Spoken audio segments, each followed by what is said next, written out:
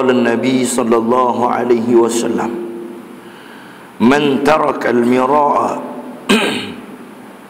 man taraka al-mira'a wa huwa muhiqqun buniya lahu baitun fi a'la al-jannah wa man tarakahu wa huwa mubtilun buniya lahu baitun buniya lahu fi rabdil jannah.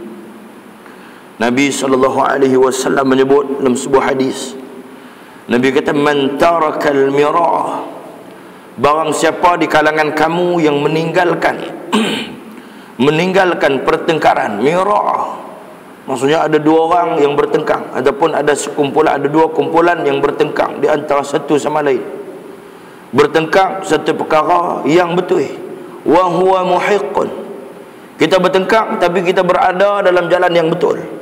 Kita bertengkar disebabkan kita nak menegakkan kebenaran. Nabi kata, man tarakal mira'ah, dan barang siapa yang dia meninggalkan pertengkaran tersebut walaupun dia berada pada jalan yang betul, buniya lahu baitun, Allah Subhanahu wa ta'ala akan menyediakan baginya, akan membina baginya satu rumah, satu istana di tengah-tengah syurga. Tuan, bila lalu di tengah-tengah ni, orang semua bakal tanya, orang yang dapat masuk syurga tanya, rumah ni hak siapa, istana ni hak siapa? Dia cerita, Nabi kata orang ni disebut, maka akan diceritakan kepada orang yang bertanya tersebut bahawa inilah syurga yang Allah Subhanahu wa ta'ala jadikan bagi mereka yang meninggalkan ataupun tarkul mira'ah ataupun tarakal mira'ah, orang yang meninggalkan pertengkaran sesama umat Islam. Nah, hari ini berlaku banyak di zaman kita, tuan-tuan. Masing-masing bukannya nak mencari kebenaran, tapi masing-masing menunjukkan kepandaian masing-masing. Sebab tu kita kena betul niat kita. Jangan ada di kalangan kita yang datang daripada hati dia, kononnya dia nak menegakkan kebenaran diri dia, bukannya kebenaran agama Allah Subhanahu wa ta'ala.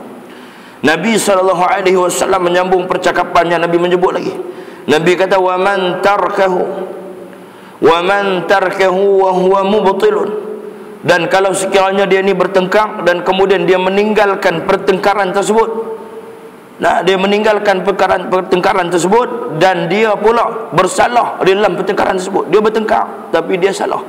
Hak tadi ini dia bertengkar dan kemudiannya dia ni orang yang betul, pertengkaran tu menyebelahi belah pihak dia, tapi dia meninggalkan pertengkaran tersebut. Allah Subhanahu wa ta'ala jadikan syurga kepada dia di tengah-tengah. Dia jadikan istana kepada dia, rumah kat dia di tengah-tengah syurga.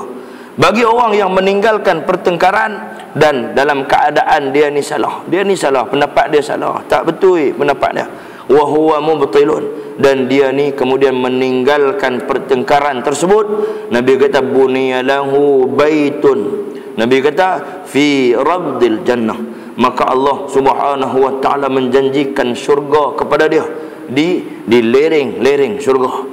Nah, abang kata boleh buat rumah juga, tapi rumah di tepi syurga, di dalam syurga juga, tapi di hujung-hujung. Tak apa, tuan-tuan. Hak tak boleh masuk syurga terus ni. Ini yang kita bimbang. Nah, hak tak boleh masuk syurga terus. Nah, yang tak boleh masuk syurga terus disebabkan apa? Dia bertengkar dan dia tidak meninggalkan pertengkaran tersebut, dan dia pula bersalah dan dia betul sekalipun sampai menyebabkan berlakunya pergaduhan dan sebagainya, maka Allah Subhanahu wa ta'ala tidak menjanjikan syurga kepada dia. Tuan-tuan muslimin muslimat yang dirahmati Allah Subhanahu wa ta'ala, maka kita ini Allah Subhanahu wa ta'ala menjanjikan a'lal jannah, rumah yang istana yang Allah Subhanahu wa ta'ala jadikan di tengah-tengah dan setinggi-tinggi syurga. Nah, abang kata bukan takat rumah syurga itu, bukan takat rumah itu dibuat, bukan takat istana itu dibuat di tengah-tengah syurga, bahkan syurga yang paling tinggi, a'lal jannah, maksudnya setinggi-tinggi syurga. Setinggi-tinggi syurga ni syurga Firdaus kan. Nah, syurga Firdausi yang paling tinggi sekali. Nah, maksudnya hak inilah yang diidam-idamkan oleh kita. Jadi kita berusahalah untuk kita ini sampai kepada matlamat yang Allah Subhanahu wa ta'ala tunjukkan. Tuan-tuan muslimin muslimat yang dirahmati Allah.